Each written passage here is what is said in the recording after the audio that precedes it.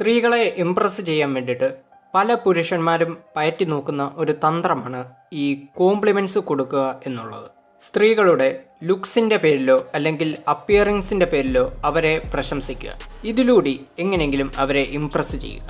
ഇത് പൊതുവെ മിക്ക പുരുഷന്മാരും പയറ്റുന്ന ഒരു തന്ത്രമാണ്. എന്നാൽ നമ്മൾ മനസ്സിലാക്കേണ്ട ഒരു കാര്യം, മറ്റൊരായിട്ടുള്ള ഏതൊരു സ്ത്രീക്കും സത്യത്തിൽ അവരവരെ പറ്റി ഒരു കാഴ്ചപ്പാടുണ്ടായിരിക്കും. അവർക്കറിയാം അവർ കാണാൻ എങ്ങനെയാണ്, അവരുടെ അപ്പിയറൻസ് എന്താണ് എന്നൊക്കെ.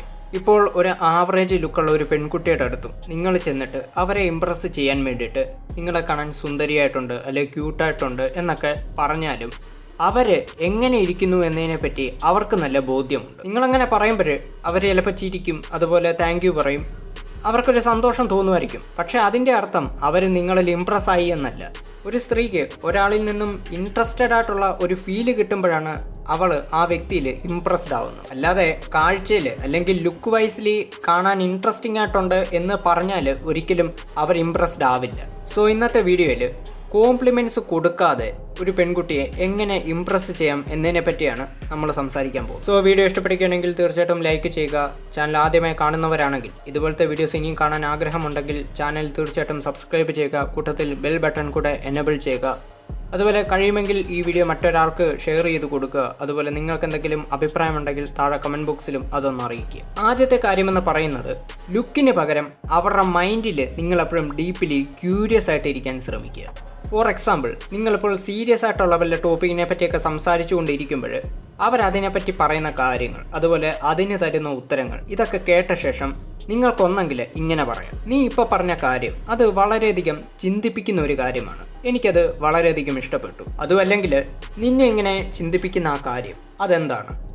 ഈ രണ്ട് കാര്യത്തിൽ ഏതെങ്കിലും നിങ്ങൾക്ക് അവിടെ പറയാവുന്നതാണ്. ശ്രദ്ധിക്കേണ്ട ഒരു കാര്യം, നിങ്ങൾ സംസാരിക്കുന്ന ടോപ്പിക്ക് അതെന്താണെന്ന് ശരിക്കും മനസ്സിലാക്കിയിട്ട് മാത്രം ഈ പറഞ്ഞ രണ്ട് കാര്യങ്ങളിൽ ഏതെങ്കിലും ഒന്ന് അവിടെ പറയാൻ ശ്രമിക്കുക. നിങ്ങൾ അവരിൽ ക്യൂരിയസ് ആണ് എന്നുള്ളത് ഫീൽ ചെയ്യിക്കാൻ വേണ്ടിയിട്ട് ഈ രണ്ട് കാര്യങ്ങളിൽ ഏതെങ്കിലും ഒന്ന് നിങ്ങൾക്ക് അവരോട് പറയാവുന്നതാണ്. രണ്ടാമത്തേത്, അവരുടെ അപ്പിയറൻസിന് പകരം അവരുടെ ഐഡിയാസിനെ നിങ്ങൾ വാലിഡേറ്റ് ചെയ്യാൻ ശ്രമിക്കുക. ഫോർ എക്സാമ്പിൾ, ഇപ്പോൾ ഒരു പെൺകുട്ടി അവളുടെ ജീവിതത്തിൽ സംഭവിച്ച ഏതെങ്കിലും നെഗറ്റീവായിട്ടുള്ള ഒരു സംഭവം അതിനെ അവർ പോസിറ്റീവായിട്ട് കാണാൻ ശ്രമിക്കുന്നുണ്ടെങ്കിൽ, പോസിറ്റീവായ രീതിയിൽ ഡെമോൺസ്ട്രേറ്റ് ചെയ്യാൻ ശ്രമിക്കുന്നുണ്ടെങ്കിൽ നിങ്ങൾക്ക് ഇങ്ങനെ പറയാം, നീ ആ കാര്യത്തെ കാണുന്ന രീതി അല്ലെങ്കിൽ അതിനെ എടുക്കുന്ന രീതി അത് വളരെയധികം സ്മാർട്ടായിട്ടുള്ള ഒരു രീതിയാണ്.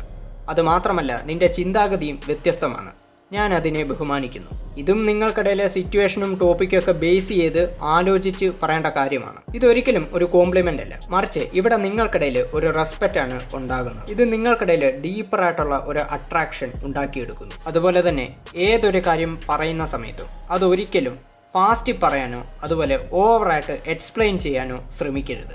സൈലൻസ് പാലിക്കേണ്ട സ്ഥലത്ത് സൈലൻസ് പാലിക്കുക. ഇത് നിങ്ങളെ ഓട്ടോമാറ്റിക്കലി കൂടുതൽ കോൺഫിഡൻ്റ് ആക്കി അപ്പിയർ ചെയ്യിക്കും. ഇതാണ് മൂന്നാമത്തെ കാര്യം. ഇനി നാലാമത്തെ കാര്യം, കുറച്ചൊക്കെ മിസ്റ്റീരിയസ് ആവാൻ ശ്രമിക്കുക.